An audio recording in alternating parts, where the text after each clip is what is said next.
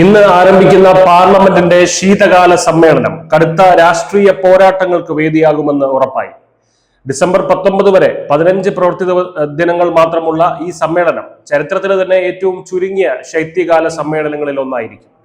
സമ്മേളനത്തിന് മുന്നോടിയായി ഞായറാഴ്ച ചേർന്ന സർക്കാരിന്റെ സർവകക്ഷി യോഗത്തിൽ 36 രാഷ്ട്രീയ പാർട്ടികളിൽ നിന്നുള്ള 50-ലധികം നേതാക്കൾ പങ്കെടുത്തു.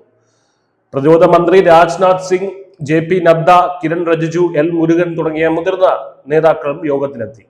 പാർലമെന്റ് സുഗമമായി നടത്താൻ എല്ലാവരുമായി ചർച്ച ചെയ്യുമെന്ന് സർക്കാർ ഉറപ്പ് നൽകിയെങ്കിലും അതത്ര സുഗമമായി പോകുമെന്ന് തോന്നുന്നില്ല. SIR വിഷയമാണ് ഇന്നലത്തെ സർവകക്ഷി യോഗത്തിൽ ആധിപത്യം സ്ഥാപിച്ചത്.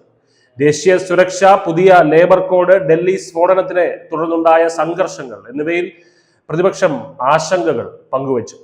പ്രതിപക്ഷം ഭരിക്കുന്ന സംസ്ഥാനങ്ങളിൽ ഗവർണർമാർ സംസ്ഥാന ബില്ലുകൾ തടയുന്നതും സംസ്ഥാനങ്ങൾക്കുള്ള ഫണ്ട് കേന്ദ്രം തടഞ്ഞു വെക്കുന്നതും ഫെഡറലിസത്തിന് ഭീഷണിയാണെന്ന് ചില പാർട്ടികൾ ആരോപിച്ചിരുന്നു.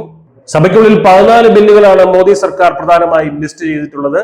ബീഹാർ തെരഞ്ഞെടുപ്പിലെ മികച്ച വിജയത്തിന്റെ പശ്ചാത്തലത്തിൽ NDA കൂടുതൽ പരിഷ്കരണ ബില്ലുകൾ കൊണ്ടുവരാനും സാധ്യതയുണ്ട്. എന്നാൽ SIR വിഷയം ചർച്ച ചെയ്യാൻ സർക്കാർ തയ്യാറായില്ലെങ്കിൽ ഇരു സഭകളും സ്തംഭിപ്പിക്കുമെന്ന് പ്രതിപക്ഷ പാർട്ടികൾ സർവകക്ഷി യോഗത്തിൽ മുന്നറിയിപ്പ് നൽകിയിട്ടുണ്ട്.